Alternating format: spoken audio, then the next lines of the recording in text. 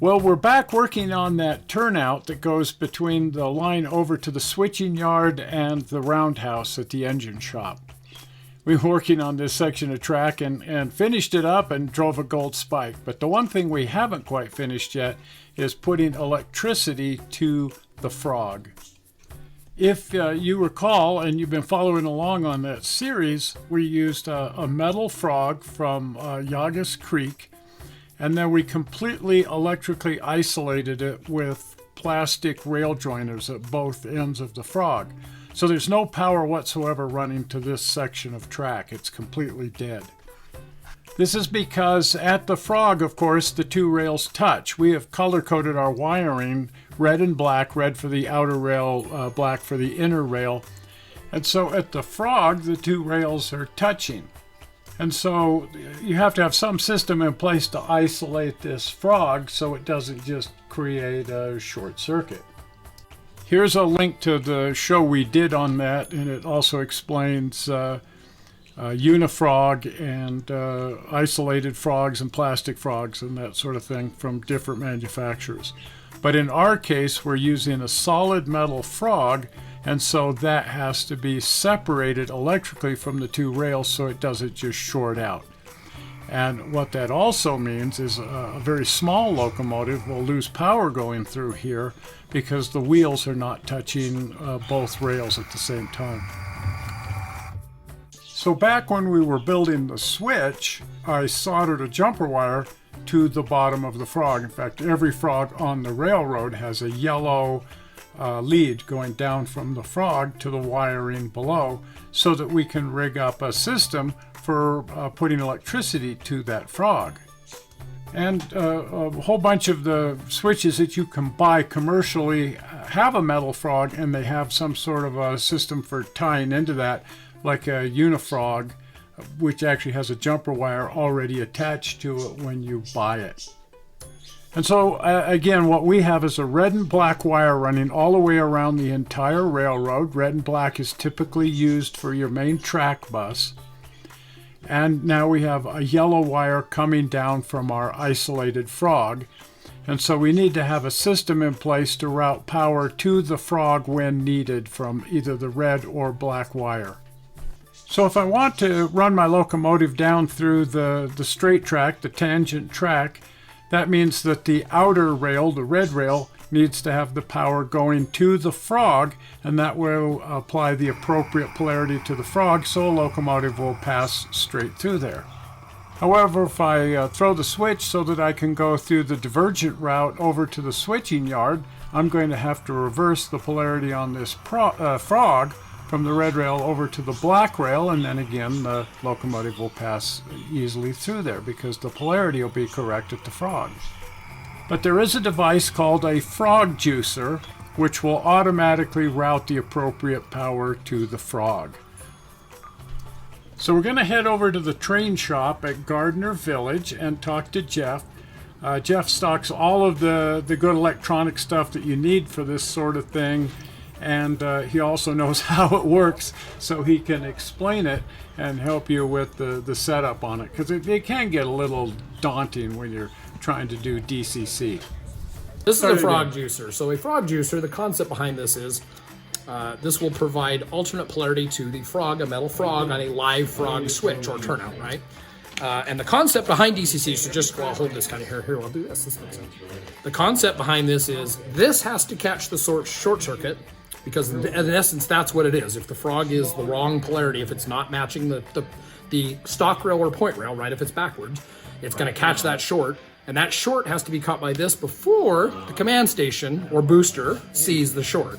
So the problem is these are rated usually at around 25 milliseconds or faster, and the command stations are generally 50 milliseconds or faster. So under normal circumstances, this will catch the short, your command station won't even notice it.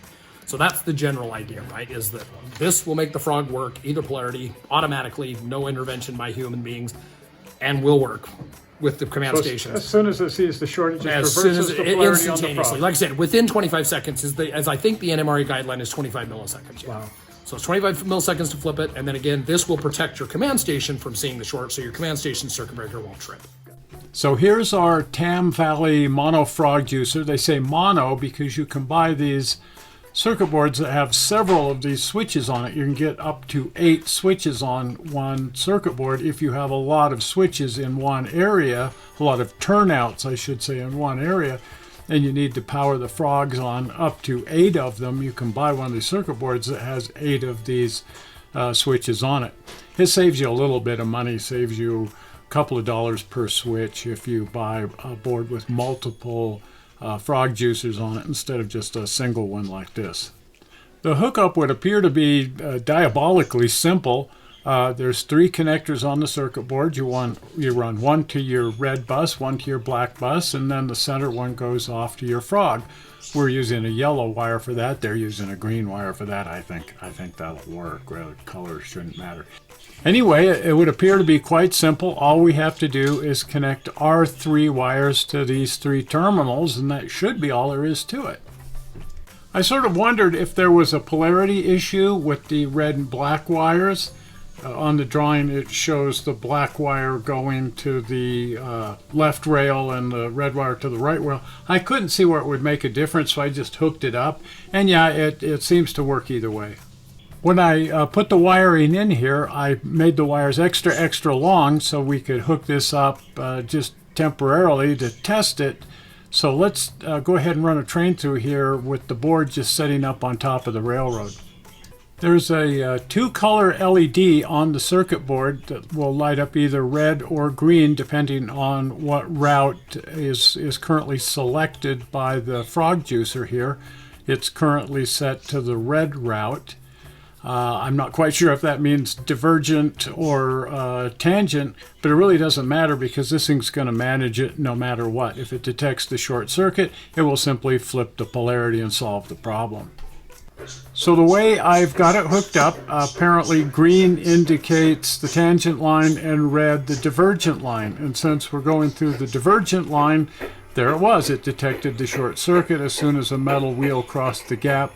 It reversed the polarity on the frog, and you never even knew that anything happened. It just simply corrected the situation, and the train kept going. So now I tried running the little Porter engine through here, and gee, it didn't work. Instead of switching the polarity to the correct side, it's actually switching the polarity over to the wrong polarity. No matter which route I try to run this through, it's flipping the polarity backwards from what it needs to be. And as the Mythbusters would have said, well, there's your problem. This little unit doesn't have a DCC decoder in it. I'm just running it at address 0. You can run DC engines on a DCC system by simply addressing address 0, and that will run pulsating DC to the engine when you operate the throttle. Well, apparently the frog juicer won't work with the pulsating DCC. It sees that and it just confuses it, and instead of routing the power correctly, it routes the power reverse of correctly. So you cannot use this thing with a locomotive set to address 0, or for that matter any DC configuration. Has to be running on DCC. And I think that raises an interesting question. Wouldn't it be possible to design a circuit board for use on DC railroads that does this exact same thing? It wouldn't be this circuit board because this requires DCC, but I don't see any reason why you couldn't build a board that does the exact same thing on a DC railroad.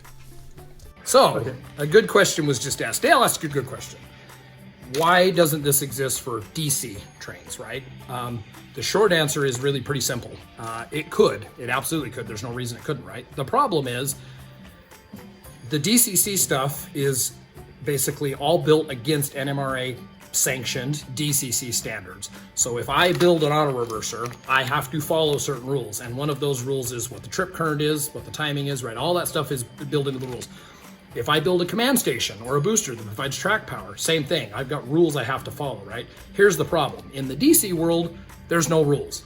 You could have a transformer that circuit breaker trips in a 2 amps over 2 seconds, or you could have a one that doesn't trip. You could have an old Tyco transformer it'll just weld the electronics together, right? So the problem isn't that you couldn't make this work with DC. You absolutely could, right? It would be different circuitry because you're dealing with DC and not AC. But the fact is, if all of the transformers, the things that provided the power, actually.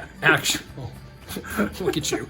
If all the transformers had circuit breakers that had the same timing requirements, you totally could. I don't see any reason why you couldn't. From an electrical standpoint, I don't. Yeah. Again, I'm not an electrical engineer. As long as it was fast enough, it could beat the circuit breaker. Yeah, because the point is, this is literally just racing, right? This is catching the short before your command station does. That's the whole point, right? Yeah. So this will catch it, flip it. The command station won't even notice it. That's the thing, right? Yeah. So yes, technically, could you do it with DC? Absolutely. The problem is that there's never been a standard put in place for people making transformers that have circuit breakers. There isn't even a standard for circuit breakers, much less timing, right? Yeah. So that's the short answer is that's probably why. Got it. So yeah, the old. It's been on my mind why you couldn't just do that. I think you absolutely could. I mean, again, it would be different circuitry because it's DC, not AC, blah blah blah. But the fact is, yeah, you absolutely could do it if the transformer manufacturers were all held to a certain standard, like the DCC manufacturers were, of course. Yeah. Anyway, I cut down my leads to a proper length and then mounted the board here under the benchwork using just some basic double stick foam tape. And it's down here working just fine, and eventually I will have one of these for every single switch on the railroad, including the ones outside. The ones outside, of course, will have to be enclosed in a weatherproof box. But this way I don't have to worry about any of my smaller locomotives. Certainly the ones now I understand that have DCC boards in them. I can't run them at address 0. But even the smallest little rail buses or whatever should operate just fine as long as these frogs are powered this way. And everything is pre-wired. I already have a yellow wire dropping down from every single frog on the railroad. So it'll be very simple to hook these up. Well, I hope you found this informative, and I hope you want to follow along with the channel. So if you're not a subscriber, and I know that a lot of people tuning into these aren't subscribers, so please just click on the subscribe button. It helps us out, and I really appreciate it when you do that.